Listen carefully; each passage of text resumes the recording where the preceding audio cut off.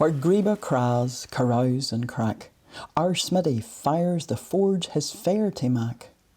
Wi' Vulcan's ert, his hammer twirls and twines installations and sculptures of the metallic kind. Inspired by life around Strangford and the Airds, on canvas, soon and pixel he frames his darg.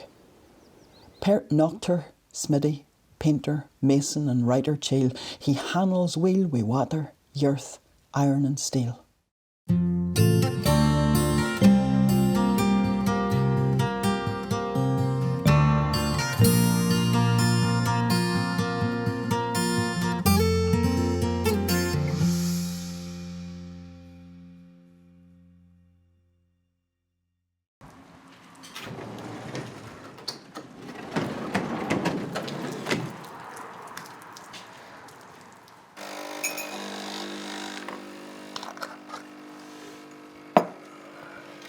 So cappuccino.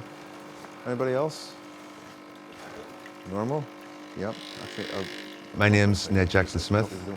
I work as an artist, a sculptor, and I use many forms of craft to make my pieces.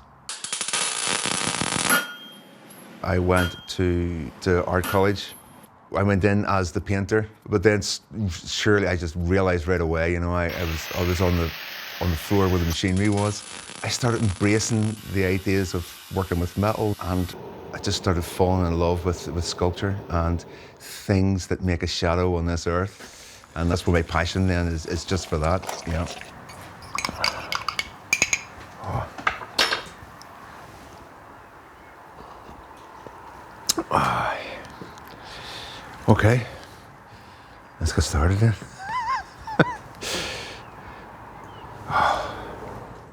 Step into the blazing world of a skilled blacksmith. Was workshop by the shores of Strangford Lough, richt outside Grey Abbey, forges tales of tradition and craftsmanship. Today, what we're working on is casting. So this piece that I'm making these 100 little vessels that are going to be set on top of ash and carbon. And it's an installation piece with another artist, Helen Bradbury. And I don't know why I'm making it. I'm just making the damn thing because I'm driven to make it. This kind of technique and this kind of engineering is millennia old, this kind of idea. Whatever this is in wax is going to be in bronze. This will give you the negative shape that we need. I mean, the learning process is why you do it, isn't it? I mean, that's why I do it. It's because I'm just so nosy. How does this work? How do you do this? This piece is this piece, but this has been put through a process of ceramic shell. So it is dipped into a slurry type liquid. Then the malachite is put over the top like breadcrumbs. It dries, so it's got about 8 coats of ceramic shell on this. The next stage for this piece is for all of the wax that is inside of this to be burned out and drop out of the pattern. So we're left with a shell, with the ceramic shell, which will then be fired to about 800 degrees.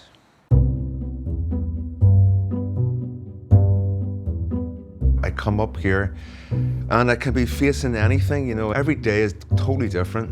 So it jumps from between those worlds of the artistry of it and the making, and sometimes engineering as well. At times, I just can't believe I've got all this equipment about me to kind of make the pieces for myself. It's really indulgent. I love it. Yeah.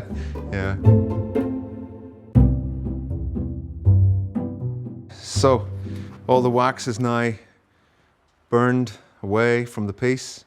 We've got an empty shell.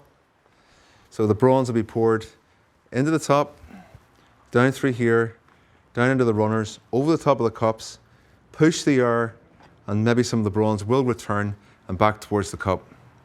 And then we'll have a lovely ceramic shell, lost wax, bronze. I actually just like working with the metals themselves. I mean, I really enjoy that. I really enjoy the way the iron, when it's left to the elements, how it changes so beautifully. And you know, you can't paint it that color. It just takes it on in a beautiful way.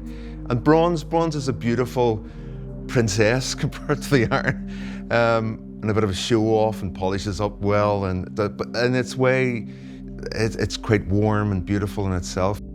Okay, so this is the bronze ingot. This is the way the bronze comes to me. So we're placing that inside the crucible.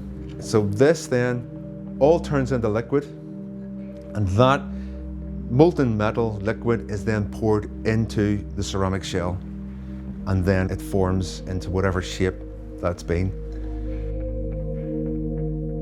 I think it's the alchemy of that process. It's so ancient, you know, you are connected to something that goes way on back there. Okay, some of the technology has changed in the ceramic shell, but the process and the principle itself has always been the same. And I think that is the magic of it. In this world, the technology has taken over so much. This process is still the same and still takes that time, takes that thought process to do those things, you know. So for me, that's very magical, yeah. Okay, so we are just poured these pieces into the ceramic shell. We're waiting for them to cool off now.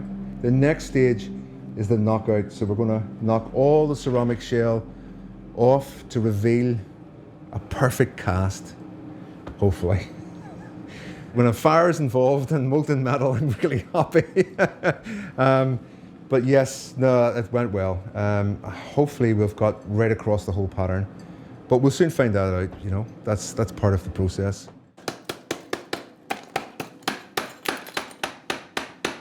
Success. Thank God for that. You got it. There we go. They're now in bronze. Whoa.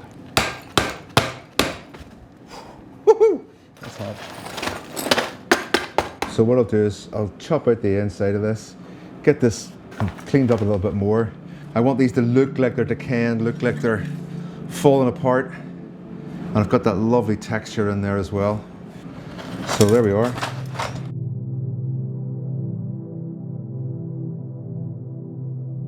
Working as the artist, say you have the concept, you've got that drive, you've something to say, you don't know if anyone's going to listen, but you just want to, you don't care, you just make it anyway. And what these crafts do for me in making stuff is they slow me down. And within the process itself, things can change, you know, so, and that's why I like some of these traditional crafts in making the object.